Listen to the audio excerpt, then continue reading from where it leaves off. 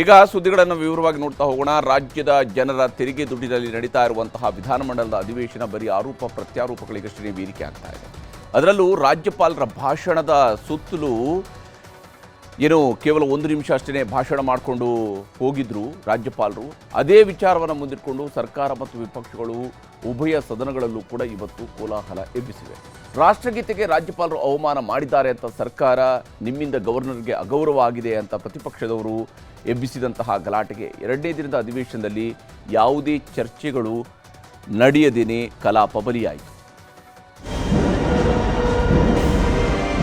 विधानमंडल के संयुक्त अधिवेशन में आप सभी का हार्दिक स्वागत करता हूं। इष्टार ओदली ಅವರು 3 ಸೆಂಟೆನ್ಸ್ ಓದಲಿ 4 ಸೆಂಟೆನ್ಸ್ ಓದಲಿ ಜೈ ಹಿಂದ್ ಅಂತ ಕೊನೆಯಿಂದ ಹೇಳೋದಂತೂ ಹೇಳಲಿ. ಆದರೆ ರಾಷ್ಟ್ರಗೀತೆಯನ್ನು ಮುಗಿಸೋವರೆಗಾರು ಇರಬೇಕಾಗಿತ್ತಲ್ಲ, ಯಾಕೆ ಹೋದ್ರು?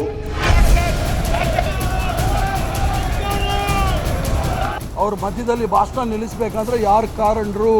ಮೋಹನ್ ಭಗವತ ಅಥವಾ ಇಲ್ಲಿರ್ತಕ್ಕಂಥ ಭಾರತೀಯ ಜನತಾ ಪಾರ್ಟಿ ನಾಯಕರ? ನಿಮ್ಮ ಕೇಂದ್ರ ಸರ್ಕಾರಗಳಿಂದ ರಾಜ್ಯಪಾಲರ ಕಚೇರಿಗಳಿಗೆ ಫೋನ್ ಬರ್ತಾವೆ. ಯಾವತ್ತೂ ಈ ತರದ ಘಟನೆ ನಡೆದೇ ಇಲ್ಲ. ಕಪ್ಪು ಚುಕ್ಕೆ ಇದು ಸದನಕ್ಕೆ. ಜಂಟಿ ಅಧಿವೇಶನಕ್ಕೆ ಬಂದು ಫಸ್ಟ್ ಪೇಜ್ನ 10 ಲೈನ್ ಮತ್ತು ಕಡೆ ಪುಟದ 1 ವಾಕ್ಯ ಭಾಷಣ ಓದಿ ಹೋಗಿರುವ ಗವರ್ನರ್ ಥಾವರ್ ಚಂದ್ ಗೆಹ್ಲೋಟ್ ನಡೆ ಇಂದು ವಿಧಾನಮಂಡಲದಲ್ಲಿ ಅಲ್ಲೋಲ ಕಲ್ಲೋಲ ಸೃಷ್ಟಿಸಿದೆ. ಕಾಂಗ್ರೆಸ್ ಸದಸ್ಯರು ರಾಜ್ಯಪಾಲರ ವಿರುದ್ಧ ಆಕ್ರೋಶ ಹೊರಹಾಕಿದ್ದಾರೆ. ರಾಜ್ಯಪಾಲರು ರಾಜ್ಯದ ಜನರ ಕ್ಷಮೆ ಕೇಳಬೇಕೆಂದು ಕಾಂಗ್ರೆಸ್ ಸದಸ್ಯರು ಪಟ್ಟು ಹಿಡಿದಿದ್ರು. ಮತ್ತೊಂದು ಕಡೆ ಕಾಂಗ್ರೆಸ್ ಶಾಸಕರಿಂದ ರಾಜ್ಯಪಾಲರಿಗೆ ಅವಮಾನವಾಗಿದೆ ಎಂದು ವಾದ ಮಂಡಿಸಿದ್ರು ಬಿಜೆಪಿ ಸದಸ್ಯರು. 2023ರಲ್ಲಿ ಪೀಠಕ್ಕೆ ಅವಮಾನ ಮಾಡಿದ್ರು ಅಂತ ಬಿಜೆಪಿಯ 18 ಸದಸ್ಯರ ಅಮಾನತು ಮಾಡಿದ್ರೆ, ಈಗ ರಾಜ್ಯಪಾಲರಿಗೆ ಅವಮಾನ ಮಾಡಿದವರ ವಿರುದ್ಧ ಏನು ಕ್ರಮ ಅಂತ ಬಿಜೆಪಿ ಸದಸ್ಯರು ಸ್ಪೀಕರ್ಗೆ ಪ್ರಶ್ನೆ ಮಾಡಿದ್ರು.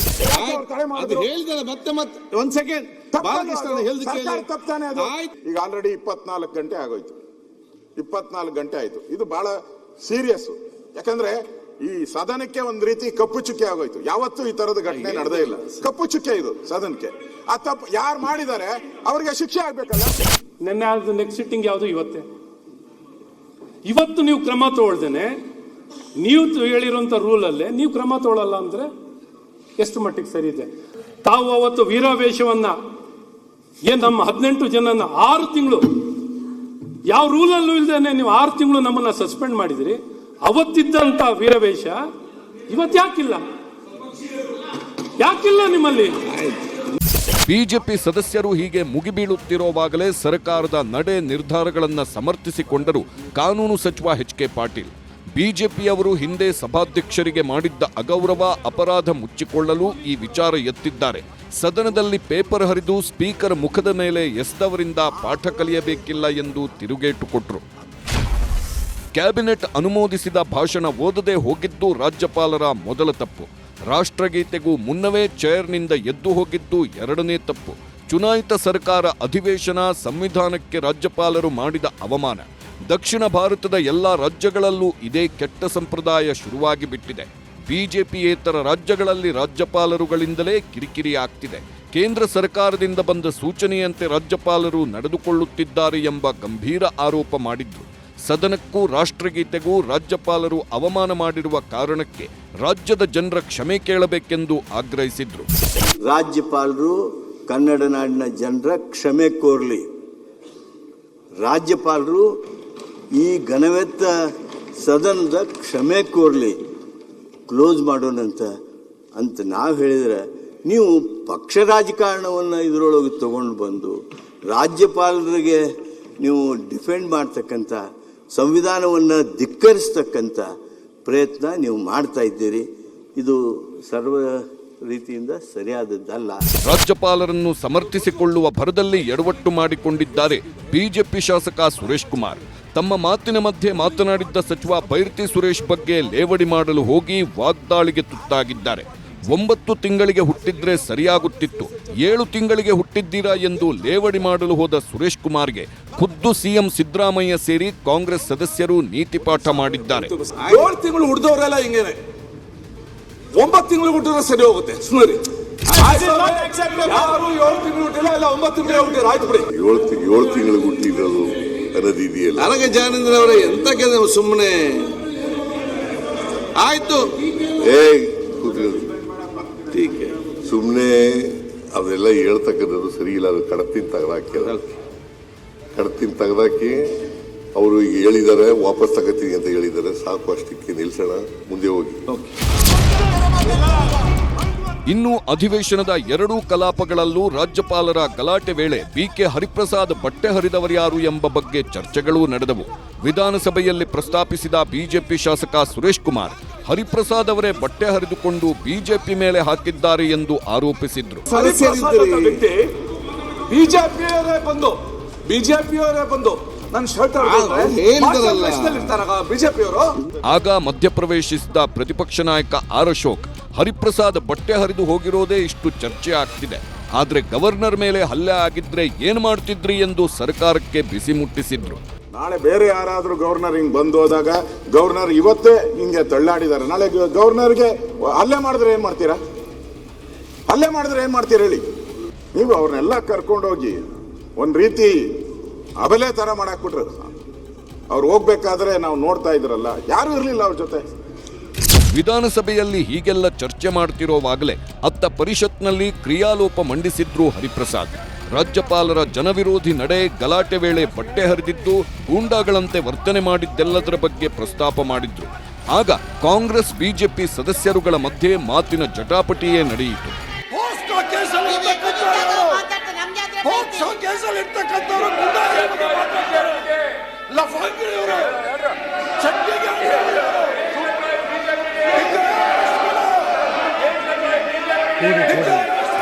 ಮೇಲ್ಮನೆಯಲ್ಲಿ ರಾಜ್ಯಪಾಲರು ರಾಷ್ಟ್ರಗೀತೆಗೆ ಅವಮಾನ ಮಾಡಿದ್ದಾರೆ ಎಂಬುದರ ಚರ್ಚೆಗೆ ಕಾಂಗ್ರೆಸ್ ಸದಸ್ಯರು ಪಟ್ಟು ಹಿಡಿದಾಗ ಅದಕ್ಕೆ ಅವಕಾಶ ಇಲ್ಲ ಎಂದು ಸಭಾಪತಿ ಬಸವರಾಜ ಹೊರಟ್ಟಿ ರೂಲಿಂಗ್ ನೀಡಿದ್ರು. ಸದನದ ನಿಯಮಾವಳಿ 306/10 ಅನ್ವಯ ರಾಜ್ಯಪಾಲರ ಕುರಿತು ಚರ್ಚಿಸಲು ಅವಕಾಶ ಇಲ್ಲ ಎಂದು ಹೇಳಿ ಕಾಂಗ್ರೆಸ್ ಮನವಿ ತಿರಸ್ಕರಿಸಿದ್ರು. ಮಾನ್ಯ ಸರ್ಕಾರಿ ಮುಖ್ಯ ಸಚಿವರು ಅವರು ಹಾಗೂ ಇತರರು ನೀಡುವ ಮನವಿಯನ್ನು ತಿರಸ್ಕರಿಸಿದ್ದೇನೆ. ಅಧಿವೇಶನ ನಾಳೆಯಿಂದ 3 ದಿನ ರಜೆ ಇದೆ. ಮಂಗಳವಾರದಿಂದ ಮತ್ತೆ ಕಲಾಪ ಶುರುವಾಗಲಿದ್ದು, ರಾಜ್ಯಪಾಲರಿಗೆ ಅವಮಾನ, ಅಬಕಾರಿ ವಿಚಾರಗಳನ್ನೇ ಅಸ್ತ್ರ ಮಾಡಿಕೊಳ್ಳಲು ಮೈತ್ರಿ ನಾಯಕರು ನಿರ್ಧರಿಸಿದ್ದಾರೆ. ಇದರ ನಡುವೆ ವಿಬಿ ಜೀರಾಮ್ಜಿ ವಿಚಾರ ಚರ್ಚೆಗೆ ಬಂದಾಗ ಇನ್ಯಾವ ಮಟ್ಟಕ್ಕೆ ಹೋಗುತ್ತೋ ಎಂಬುದನ್ನ ಕಾದು ನೋಡಬೇಕಿದೆ. Bureau report, news 18. ವಿಧಾನಸಭೆ ಮತ್ತು ವಿಧಾನ ಪರಿಷತ್ ಕಲಾಪದಲ್ಲಿ ಕಿಕ್ಕಿರಿಸುವಂತಹ ಕಾಳಗ ನಡೆದಿದೆ. ಅಬಕಾರಿ ಇಲಾಖೆಯಲ್ಲಿ ಬಹುಕೋಟಿ ಭ್ರಷ್ಟಾಚಾರ ನಡೆದಿದೆ. ಸಚಿವ ಆರ್.ಬಿ. ತಿಮ್ಮಾಪುರ ರಾಜೀನಾಮೆ ಕೊಡಬೇಕು, ಈ ಬಗ್ಗೆ ಚರ್ಚೆಗೆ ಅವಕಾಶ ಕೊಡಿ ಅಂತ ಬಿಜೆಪಿ ಹಾಗೂ ಜೆಡಿಎಸ್ ಶಾಸಕರು ಪಟ್ಟು ಹಿಡಿದರು. ಆದರೆ ಚರ್ಚೆಗೆ ಅವಕಾಶ ಕೊಡದೆ ಎರಡೂ ಕಲಾಪಗಳನ್ನು ಸಭಾಧ್ಯಕ್ಷರು ಮತ್ತು ಸಭಾಪತಿಯವರು ಮುಂದೂಡಿಕೆ ಮಾಡಿದ್ದಾರೆ.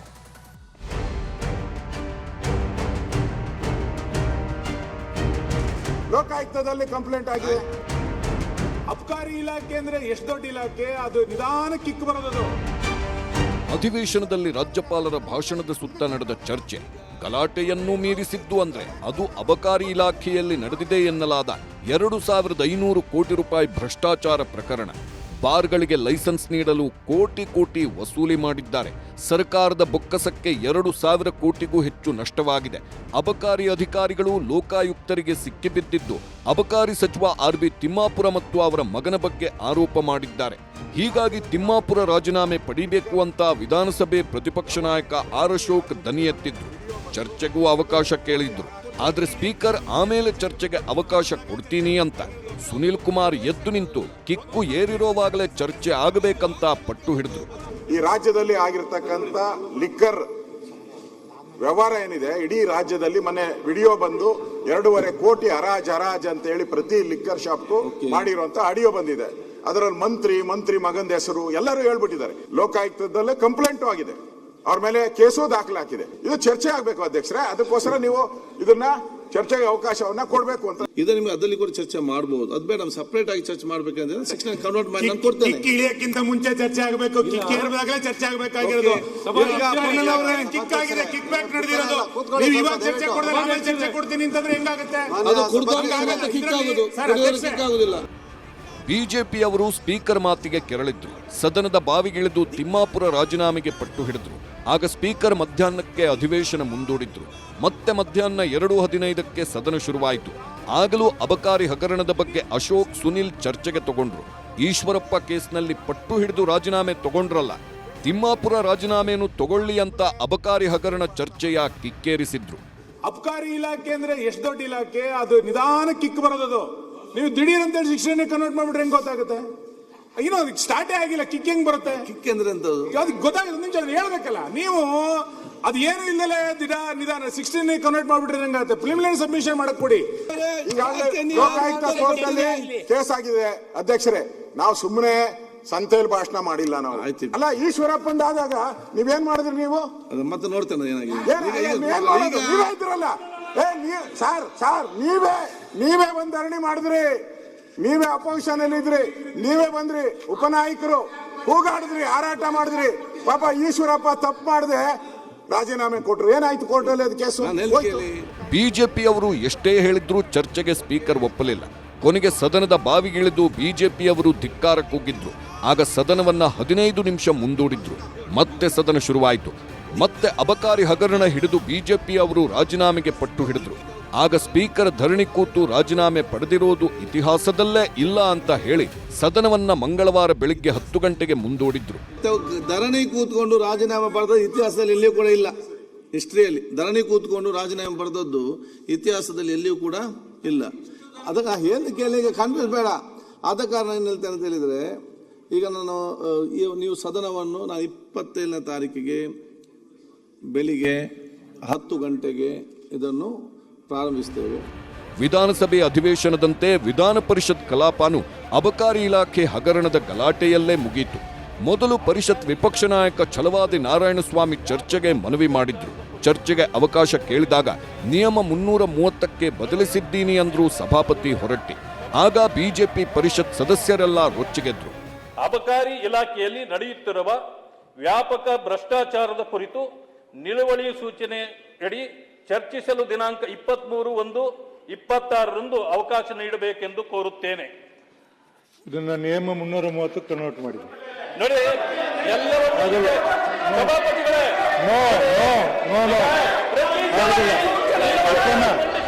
ಪರಿಷತ್ ಕಲಾಪದಲ್ಲೇ ಅಬಕಾರಿ ಸಚಿವ ತಿಮ್ಮಾಪುರ ಲೂಟಿ ಅಂತ ಫೋಟೋ ಹಿಡಿದು ಆಕ್ರೋಶ ಹೊರಹಾಕಿದ್ರು.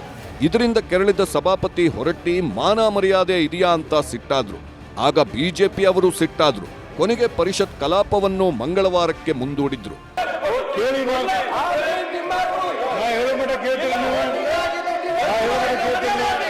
ನಾನು 45 ವರ್ಷ ಆದ ಈ ರೀತಿನ ಯಾವಾಗ ನೋಡ್ಲಿಲ್ಲ. ಇದಕ್ಕೇನ ಮಾನ ಮರ್ಯಾದೆ ಏನಿಲ್ಲ. ಕೇಳಿ ನೋಡಿ. ಈಗ ಅಬಕಾರಿ ಇಲಾಖೆಯಲ್ಲಿ ನಡೆದಿರುವ ಬಹುಕೋಟಿ ಹಗರಣ ಪ್ರಕರಣದ ಬಗ್ಗೆ ಲೋಕಾಯುಕ್ತಕ್ಕೆ ದೂರು ನೀಡಲಾಗಿದೆ. ತನಿಖೆನೂ ಆಗ್ತಿದೆ. ಸಚಿವ ತಿಮ್ಮಾಪುರ ಅವರಿಗೆ ಲಂಚ ಕೊಡಬೇಕು ಅನ್ನೋ ಆಡಿಯೋ ವಿಡಿಯೋಗಳು ವೈರಲ್ ಆಗಿದೆ. ಹೀಗಾಗಿ ಆರ್ಬಿ ತಿಮ್ಮಾಪುರ ತಲೆದಂಡ ಆಗಲೇಬೇಕು ಅನ್ನೋದು ಬಿಜೆಪಿ ಪಟ್ಟು. ಸರ್ಕಾರ ಮಾತ್ರ ಬಿಜೆಪಿ ಅವರ ಮಾತನ್ನ ಒಪ್ತಿಲ್ಲ. ಹೀಗಾಗಿ ಮಂಗಳವಾರವೂ ಅಬಕಾರಿ ಹಗರಣ ಕಲಾಪದಲ್ಲಿ ಕೋಲಾಹಲ ಎಬ್ಬಿಸೋದು ಗ್ಯಾರಂಟಿ. Bureau report, news 18. ಮುಂಬರುವ ಪಂಚರಾಜ್ಯಗಳ ವಿಧಾನಸಭಾ ಚುನಾವಣೆಯಲ್ಲಿ ಬಿಜೆಪಿಗೆ ಅಧಿಕಾರದ ಗದ್ದುಗೆಯನ್ನು ತಂದುಕೊಡೋದಕ್ಕಾಗಿ ಪ್ರಧಾನಿ ಮೋದಿಯವರು ದಂಡಯಾತ್ರೆಯನ್ನು ಶುರು ಮಾಡಿದ್ದಾರೆ. ಅಸ್ಸಾಂ, ಪಶ್ಚಿಮ ಬಂಗಾಳದ ಬಳಿಕ ಪ್ರಧಾನಿ ಮೋದಿ ದಕ್ಷಿಣ ರಾಜ್ಯಗಳಲ್ಲಿ ಭರ್ಜರಿ ಯಾತ್ರೆಯನ್ನು ನಡೆಸಿದರು. ಕೇರಳ, ತಮಿಳುನಾಡು, ಪುದುಚೇರಿಯಲ್ಲಿ ಈ ಬಾರಿ ಬಿಜೆಪಿ ನೇತೃತ್ವದ NDA ಸರ್ಕಾರ ಅಧಿಕಾರಕ್ಕೆ ಬಂದೇ ಬರುತ್ತೆ ಅಂತ ಪ್ರಧಾನಿ ಭವಿಷ್ಯ ನುಡಿದರು.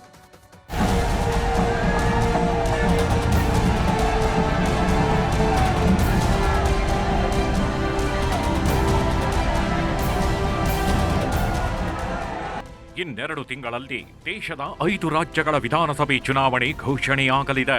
ಪಶ್ಚಿಮ ಬಂಗಾಳ, ಅಸ್ಸಾಂ, ತಮಿಳುನಾಡು, ಕೇರಳ, ಪುದುಚೇರಿ ಚುನಾವಣೆಗೆ ಶೀಘ್ರದಲ್ಲೇ ಚುನಾವಣಾ ಆಯೋಗ ದಿನಾಂಕ ಘೋಷಿಸಲಿದೆ.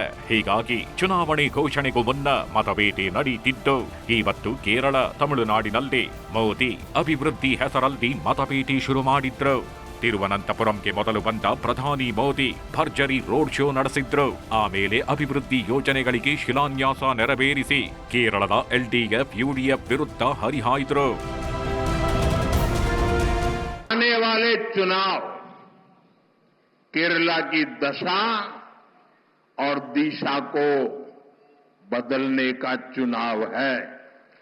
LDF और UDF के लोगों ने केरला को करप्शन, कुशासन और अपीजमेंट की खतरनाक राजनीति में झोंक दिया है.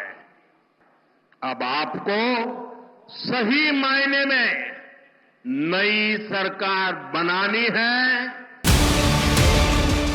ಕೇರಳದಲ್ಲಿ ಸಮಾವೇಶ ಮುಗಿಸಿ ಪ್ರಧಾನಿ ಮೋದಿ ಸೀದಾ ತಮಿಳುನಾಡಿನ ಚಂಗಲ್ಪಟ್ಟುಗೆ ಭೇಟಿ ನೀಡಿದ್ರು.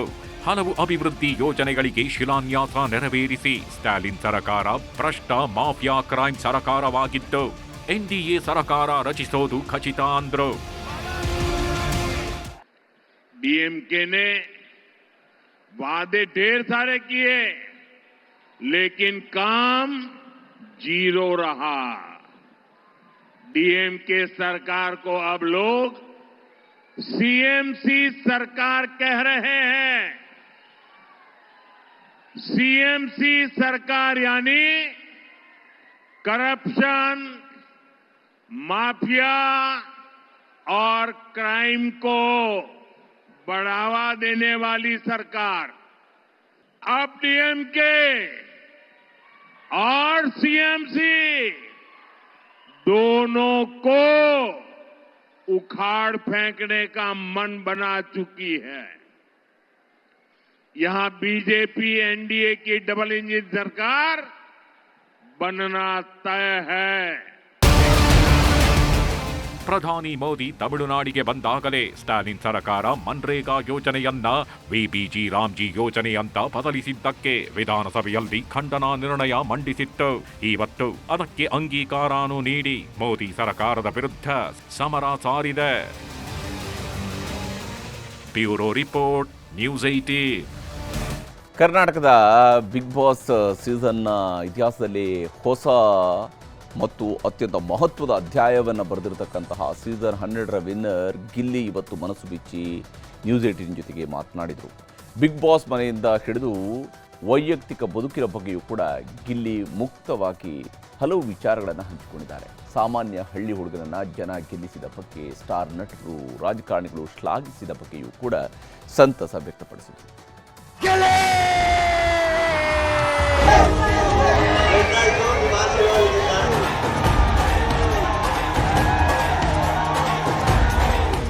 ಗಿಲ್ಲಿ ನಟ ಬಿಗ್ ಬಾಸ್ ಸೀಸನ್ 12ರ ವಿನ್ನರ್. ಎದುರಾಳಿಗಳಿಗೆ ಮಾತಲ್ಲೇ ಬಾಣ ಬಿಟ್ಟು ಟ್ರೋಫಿಗೆ ಮುತ್ತಿಕ್ಕಿದ ಪಂಟರ್. ಕಾಮಿಡಿ ಮೂಲಕವೇ ಕರುನಾಡಿನ ಮನಗೆದ್ದ ಪಳಾರ್. ವಿನ್ನರ್ ಪಟ್ಟ ಕಟ್ಕೊಂಡ ಗಿಲ್ಲಿ ಸೃಷ್ಟಿಸಿರೋ ಹವಾ ಅಷ್ಟಿಷ್ಟಲ್ಲ.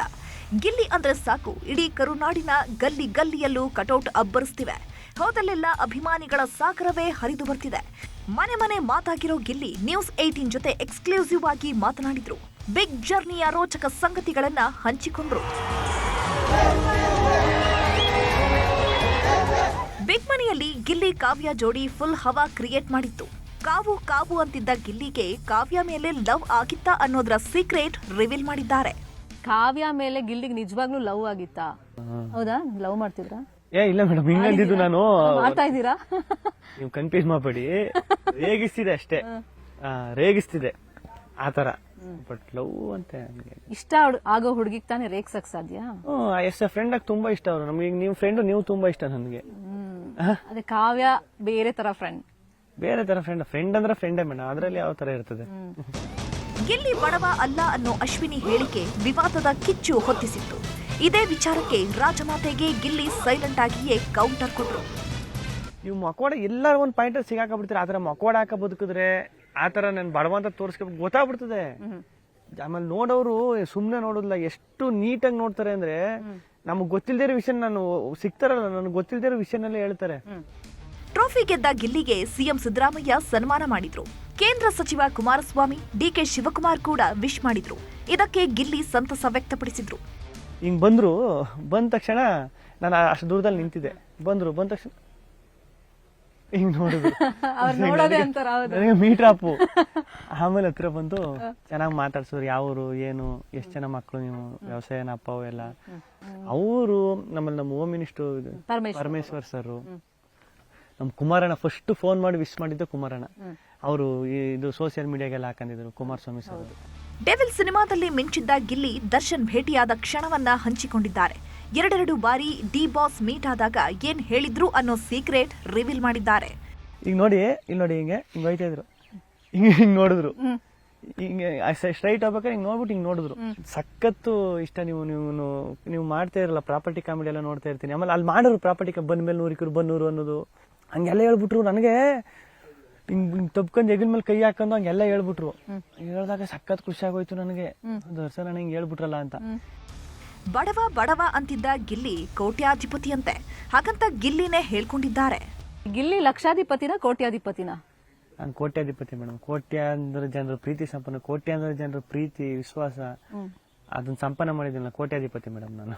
ದುಡ್ಡಿನ ವಿಷಯಕ್ಕೆ ಬಂದಾಗ ಇವಾಗ ಲಕ್ಷಾಧಿಪತಿನೇ ಮೇಡಮ್. ಯಾಕಂದ್ರೆ 50 ಲಕ್ಷ ದುಡ್ಡು ಗೆದ್ದಿದ್ದೀನಿ. ಲಕ್ಷಾಧಿಪತಿ ಅನ್ಬೋದು ಮೇಡಮ್. ಇವತ್ತು ಗಿಲ್ಲಿ ನಟ ಗೋಲ್ಡ್ ಹಾಕೊಂಡು ಭರ್ಜರಿಯಾಗಿ ಮಿಂಚಿದ್ರು. ಈ ವೇಳೆ ಗೋಲ್ಡ್ ಕಥೆ ಬಿಚ್ಚಿಟ್ಟಿದ್ದು ಹಾಸ್ಯ ಚಟಾಕಿ ಹಾರಿಸಿದ್ದಾರೆ. ಕೈಗೆ ಉಂಗ್ರ ಎಲ್ಲ ಹಾಕ್ತವ್ರಲ್ಲ, ಬ್ಯಾಡ ಮಾಡಿದ್ರು. ಇಷ್ಟೊಂದು ಚೈನ್ ನನ್ನ ಲೈಫಲ್ಲೇ ಫಸ್ಟ್ ಹಾಕಿದ್ದು. ಒಂದ್ ಸಣ್ಣ ಒಂದ್ ಉಂಗ್ರ ಇತ್ತು ಅಷ್ಟೇ ನನ್ನ ಬೆಳ್ಳಲ್ಲಿ. ಕೇಳ್ತಾ ಇಲ್ವಲ್ಲ ನನಗೆ ಇರಬೇಕು ಅನ್ಕೊಂಡು ಆಮೇಲೆ ಏನ್ ಮಾಡ್ದೆ ಗೊತ್ತಾ, ಎತ್ತು ಒಳಕ್ ಹಾಕಂದ್ ಗುಂಡಿ ಹಾಕಬಿಟ್ಟೆ. ಆಮೇಲೆ ಹೊರಡ್ಬೇಕಾದ್ರೆ ಮಾಮೂಲಿ ಕೊಟ್ಬಿಟ್ಟು ಬಂದೆ. ಒಟ್ನಲ್ಲಿ ಬಿಗ್ ಬಾಸ್ ಗೆದ್ದ ಗಿಲ್ಲಿ ಕರುನಾಡ ಗಡಿಯನ್ನೂ ದಾಟಿ ಎಲ್ಲರ ಮನಸ್ಸು ಗೆದ್ದಿರೋದಂತೂ ಸುಳ್ಳಲ್ಲ. Bureau report, news 18.